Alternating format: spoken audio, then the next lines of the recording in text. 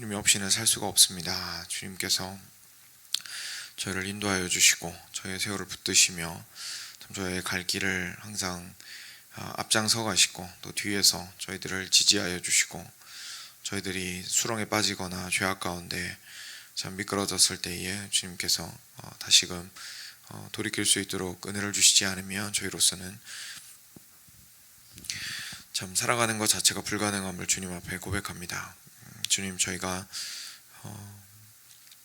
이 고백을 저희가 참 진심으로 할 때에 주님께서 얼마나 소중한 분인지를 저희로 다시 한번 기억하게 해주시고 인생의 단 한순간에서도 주를 잊지 않는 자들 될 수 있도록 주여 우리에게 주를 기억하게 하여 주옵소서. 사랑하는 주님, 오늘도 말씀 앞에 섭니다. 주님 말씀 통해서 주께서 하시는 말씀, 주께서 참 주시는 말씀 앞에 저희 자신의 영혼을 참 포장하지 아니하고 솔직한 심정으로 세울 수 있도록 하여 주시고 그 앞에서 주께서 하시는 말씀을 듣고 저희가 다시금 살아나며 또 오늘을 살아갈 힘을 얻게 되기를 원합니다. 감사하며 사랑하는 예수 그리스도의 이름으로 기도드렸습니다. 아멘. 네, 시편 오늘 78편 마지막 부분입니다. 많이 길어서 이제 여러 날에 걸쳐서 봤는데요. 오늘은 56절부터 72절까지 같이 보겠습니다. 56절부터 끝까지 78편 같이 보겠습니다. 56절 제가 먼저 한 줄 읽겠습니다.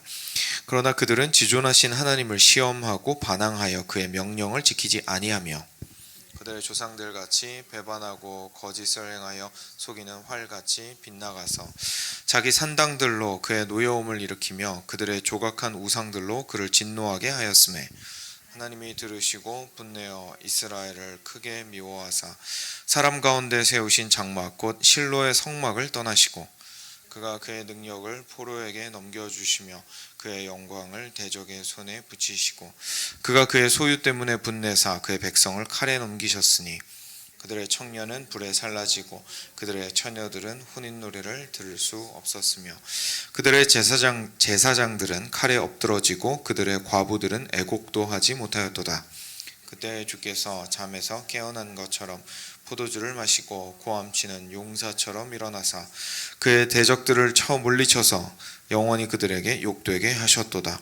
또 요셉의 장막을 버리시며 에브라임 지파를 택하지 아니하시고 오직 유다 지파와 그가 사랑하시는 시온산을 택하시며 그의 성소를 산의 높음같이 영원히 두신 땅같이 지으셨도다. 또 그의 종 다윗을 택하시되 양의 우리에서 취하시며 전양을 지키는 중에서 그를 이끌어내사 그의 백성인 야곱 그의 소유인 이스라엘을 기르게 하셨더니 함께 읽겠습니다. 이에 그가 그들을 자기 마음의 완전함으로 기르고 그의 손의 능숙함으로 그들을 지도하였도다. 아멘. 네. 이제 78편은 계속해서 묵상해 오셨겠지만 이스라엘 백성들이 과거에 있었던 일들을 쭉 좀 살펴보면서 하나님의 손길을 자기들의 삶 가운데에서 발견하게 되는 그리고 그것을 찬양하고 고백하는 그리고 그것을 또 자녀들과 다른 이들에게 밝히 드러내는 그런 시편이 되겠습니다. 그래서 오늘은 좀 마지막 부분인데요. 56절부터 같이 보시면 그러나 그들은 지존하신 하나님을 시험하고 반항하여 그의 명령을 지키지 않고 조상들처럼 배반하고 거짓행하고 속이는 활같이 빗나갔습니다.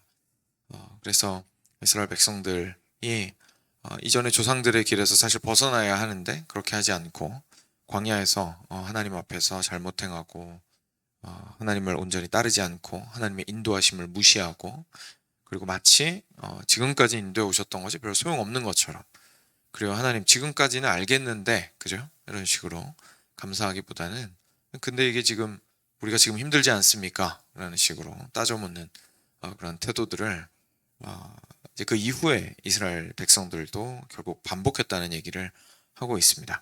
이제 가나안에 들어간 이후에 대해서 이야기를 하는 거죠. 거기서 자기 산당들로 그의 노여움을 일으키며 그들의 조각한 우상들로 그를 진노하게 하였습니다. 그래서 산당을 짓고 그리고 우상을 지은 것이 되겠는데요.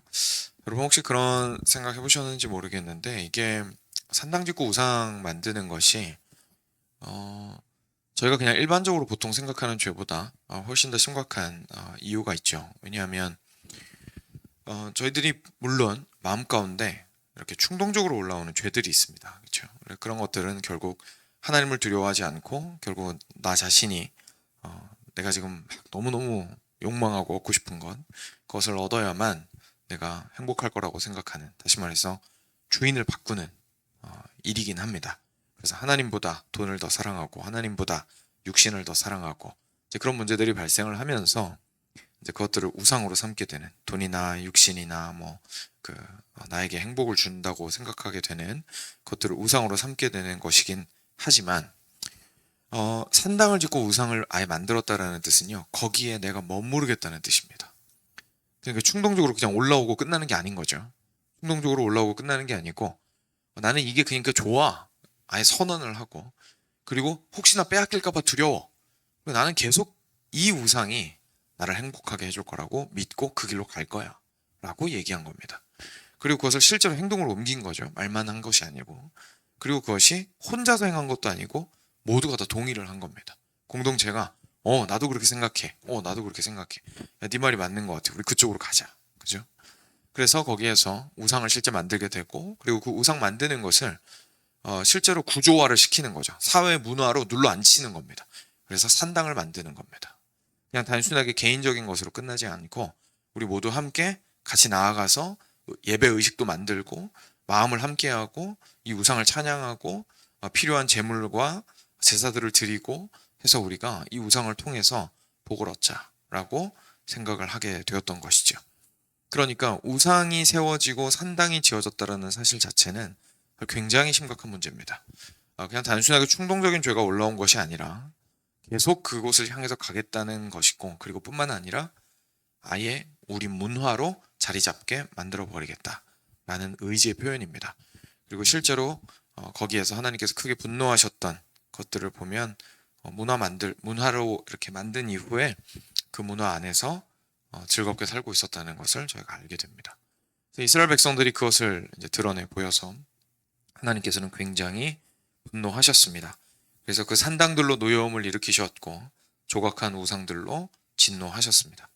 자, 하나님께서 이 사실을 인하여서 분하시고 이스라엘을 크게 미워하셨고, 그래서 60절에 보시면 사람 가운데 세우신 장막곧 실로의 성막을 떠나시고 그가 그의 능력을 포로에게 넘겨주시며 그의 영광을 대적의 손에 붙이시고 그의 소유 때문에 분내시고 그의 백성을 칼에 넘기셨으니 청년은 불살라지고 처녀들은 혼인 노래를 들을 수 없었고 제사장들은 칼에 엎드러지고 과부들은 애곡하지도 못하였도다 라고 이야기하십니다. 무슨 얘기 하시는 거냐면 그 다윗 시대 이전이죠. 이전에 엘리 제사장 때에 블레셋에 의해서 언약궤가 빼앗겼습니다. 그렇죠?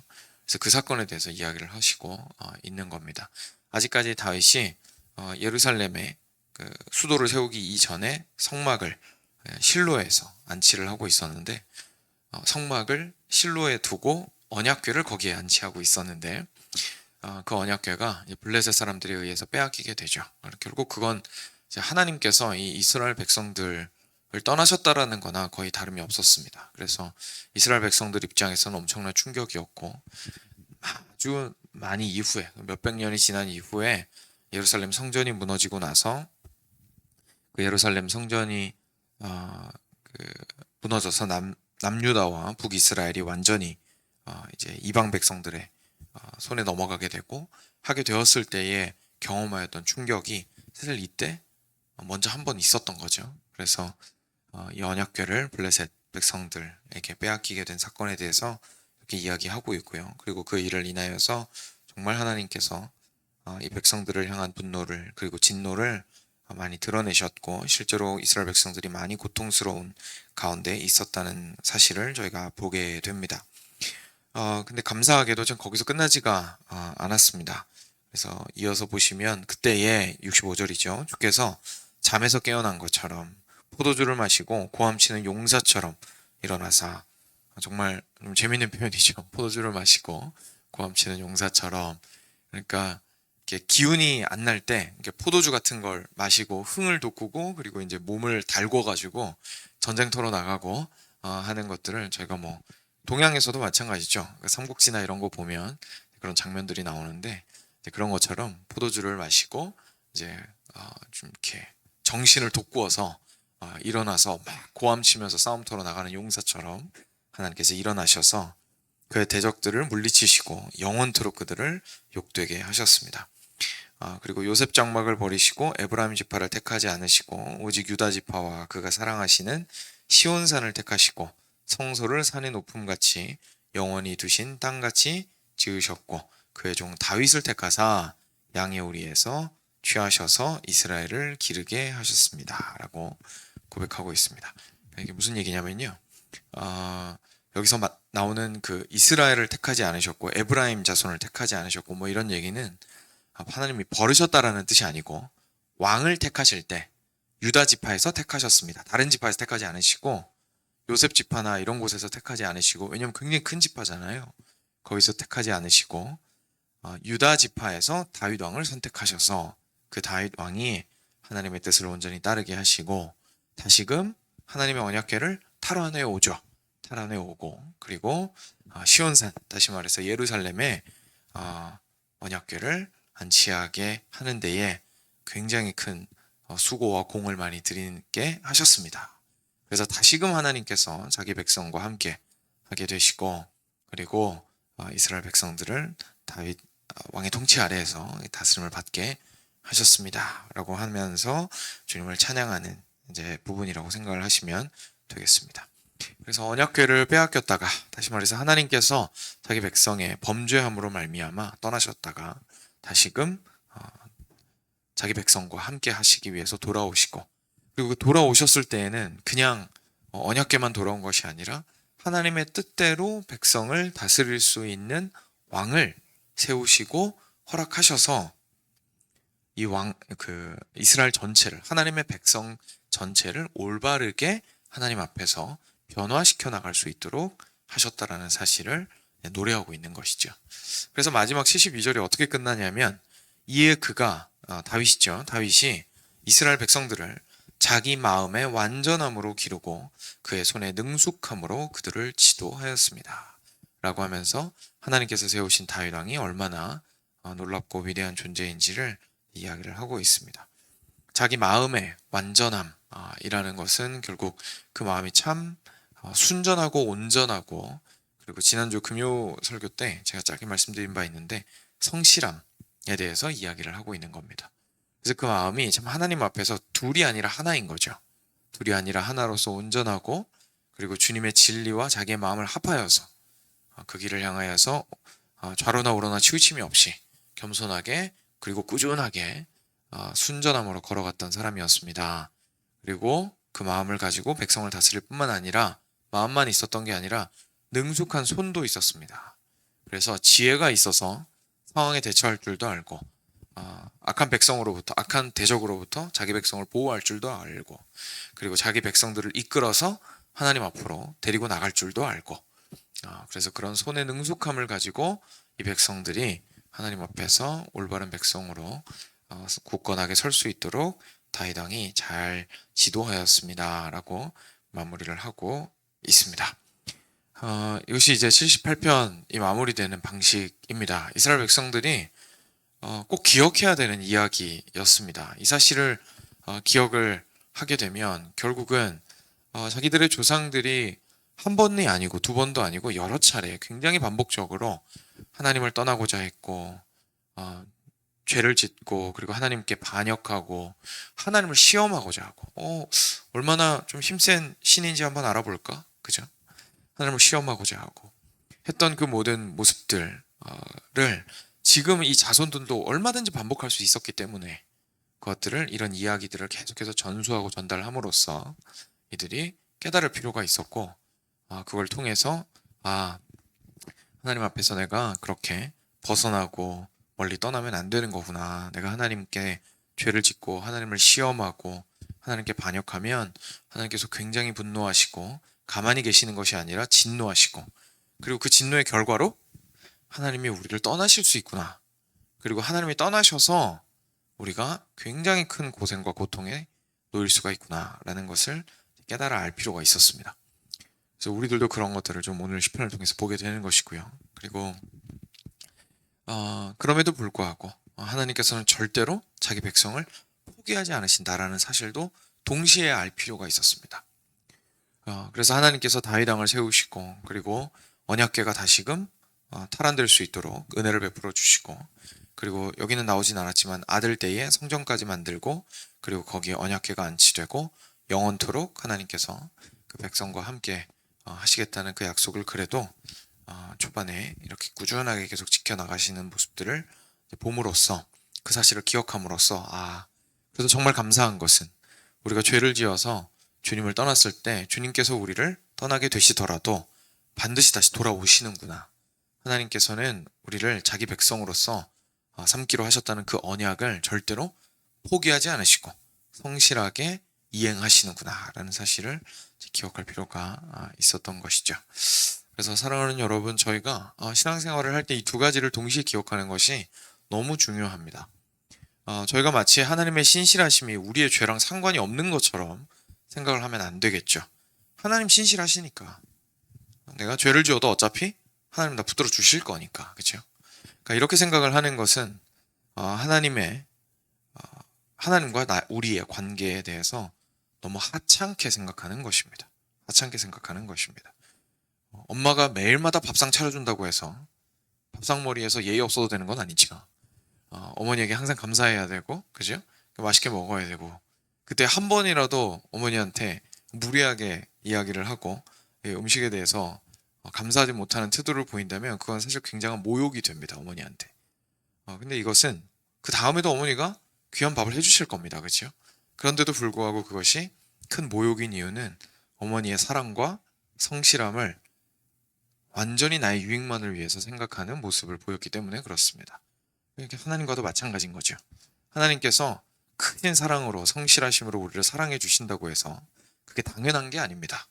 그것은 하나님께서 온전히 당신의 의지로서 순간순간 우리를 사랑하기로 결정하셨기 때문이고, 어머니가 아침에 일찍 일어나서 따뜻한 밥을 해 먹이려고 애를 쓰신 것처럼 하나님께서도 작정하시고 그 일을 위하여 움직이셨기 때문에 우리가 은혜를 받는 것이고, 그렇게 당연한 것이 아닙니다.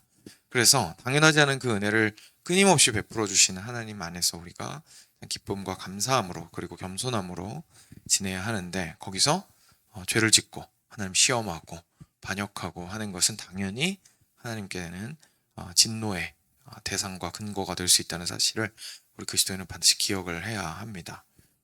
반대로 항상 겁만 먹고, 그쵸? 하나님 앞에서 죄 지으면 이제 완전히 하나님께서 나를 놓아버리실 것 같고 이것 때문에 내가 완전히 표류해 버릴 것 같은 두려움에 휩싸여서 벌벌벌벌 떨기만 하고 하나님 앞에 다시 하나님을 붙들 용기도 없고, 심지어 그 불뱀에 물려서 죽을 때 노뱀을 바라보면 산다고 하셨음에도 불구하고 나는 그냥 불뱀한테 물려서 죽어야지, 그죠? 스스로의 죄를 그냥 보면서 자학하고 자기 연민에 빠져 있는 거예요. 나 같은 놈은 그냥 물려 죽어야지, 그죠?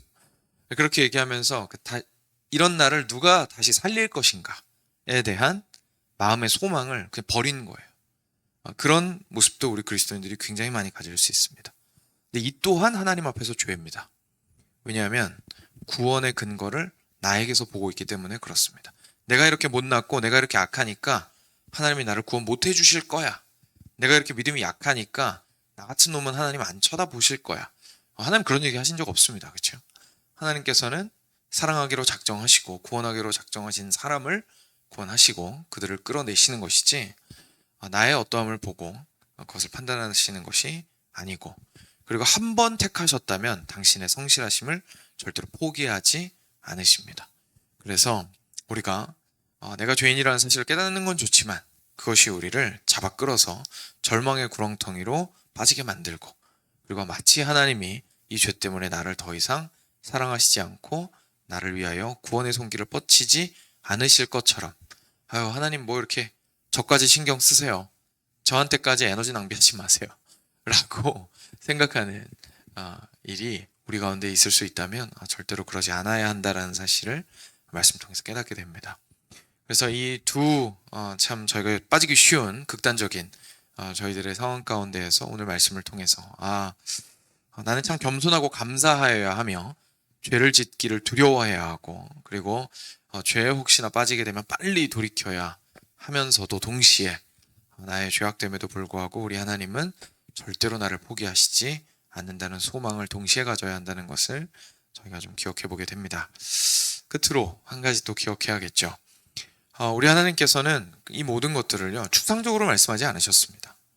하나님께서 실제로 당신의 백성들과 함께하지 않는다라는 사실을 언약궤가 떠남을 통해서 보여주셨습니다. 그리고 그 언약궤가 떠나면서 백성들이 막 멘붕이 왔죠. 패닉에 빠졌습니다. 그리고 회복하실 때는 언약궤가 다시 돌아오게 하셨고요. 그리고 그 언약궤가 돌아오게 하실 때에 다윗 왕을 하나님께서 세우셔서 자기 민족을 위하여 능숙한 손과 그리고 온전한 마음을 가진 지도자로서 백성을 다스림으로써 하나님 앞에서의 백성다움을 더 완전하게 회복할 수 있도록 해주셨습니다. 사랑하는 여러분, 이것이 예수님의 역할입니다. 우리가 인생 가운데에서 우리가 생각했을 때 실패하고 그리고 고통스러운 여러 가지 이유들이 있겠지만 사실 우리 영혼이 무너지는 것은 결국 언약궤가 떠났기 때문일 때가 많죠. 하나님의 말씀이 우리의 삶 가운데서 멀어지고 하나님과의 관계가 깨어지고 그래서 사실 하나님이 나와 함께 하셨다면 주변의 어려움 가운데서 일단 내가 그렇게까지 무너지지는 않았을 텐데 환경은 어려울 수 있습니다. 그렇죠? 근데 그렇지만 내가 그만큼 어렵지는 않았을 텐데 환경에 의해서 완전히 무너져 버리는 자기 자신을 볼 때에 그것은 사실 하나님과의 관계 가운데서 내가 무너져 있다는 것을 발견하게 됩니다. 그런데 그때에 결국 나의 삶을 일으키는 것은 사실 환경의 변화라기보다 언약궤가 돌아오는 것입니다. 하나님의 성막으로 하나님의 언약궤가 다시 돌아오는 것입니다. 그래서 우리의 삶 가운데 주님의 말씀이 다시금 깊이 있게 뿌리박게 되고 말씀의 원리들이 우리 삶에서 피처럼 돌게 되고 그리고 그것들이 살이 되고 뼈가 되고 해서 다시금 마른 뼈가 살아나게 되는 역사가 필요한 것인데 문제가 뭐냐면 그걸 우리 힘으로 할 수가 없다는 겁니다. 그때에 우리가 붙들어야 한 분은 결국 언약궤를 돌아오게 하시는 예수 그리스도이심을 다윗 왕과 같은 예수 그리스도이심을 저희가 깨닫게 됩니다. 예수님께서는 정말 한 가지 마음밖에 없으십니다. 우리를 깊이 사랑하셔서 당신이 가장 사랑하시는 아버지 하나님께로 인도하고자 하시는 것이죠. 이게 예수님이 가지신 온전하신 마음입니다. 그리고 예수님은 그 온전한 마음을 가지고 다른 어젠다가 없으시죠. 다른 어젠다 없이 그 온전한 마음을 가지시고 우리의 삶을 당기시고 그리고 그 온전한 마음만 있는 것이 아니라 능숙한 손으로 당신의 지혜와 능력으로 우리의 그 가장 어려운 상황 속에서도 하나님을 바라볼 수 있도록 하시고 하나님을 온전히 회복함으로 다시금 일어날 수 있도록 도와주시는 분이 다름 아닌 예수님이십니다. 그렇기 때문에 우리 예수님을 통하여서 하나님의 말씀과 하나님의 원리와 그리고 하나님의 임재가 우리 삶 가운데서 온전히 회복되기를 저희가 간절히 바라야 합니다. 우리가 그리스도인이라는 사실은 변함이 없습니다. 그렇죠? 그래서 우리가 하나님 앞에서 정말 구원받은 자라면 그 사실은 변함이 없습니다. 그렇지만 변함이 있을 수 있는 것은 실제로 우리 삶 속에서 언약궤가 떠났다가 다시 돌아오는 것처럼 우리 삶 가운데서 하나님과의 관계는 분명히 무너질 때가 있고 다시 세워질 때가 있습니다. 그래서 그것에 따라서 우리의 영적인 상태와 삶의 상태는 완전히 무너졌다가 다시금 활기를 띨 수가 있습니다. 그래서 우리는 지속적으로 노력해야 하는 것이 그리스도인이니까 뭐 하나님이 나 구원해 주신다고 했으니까 라고 넋놓고 있는 것도 아니고 그리고 나는 그리스도인이 됐다가 안 됐다가 하는 것 같아 라고 생각하는 것도 아니고 하나님은 여전히 당신의 그 성실하신 손으로 우리를 붙들고 계시지만 우리가 해야 할 일은 항상 그리스도를 바라며 실제 주의 말씀이 우리 삶에서 정말 피처럼 돌고 그래서 우리의 생명이 되기를 애쓰며 또 주님 앞에 나아가는 것이라는 사실을 다시 한번 기억했으면 좋겠습니다. 이 사실을 기억하시면서 이렇게 주님 앞에 기도로 나아가겠습니다. 먼저 들으신 말씀 기억하시면서 주님께 나아가겠습니다.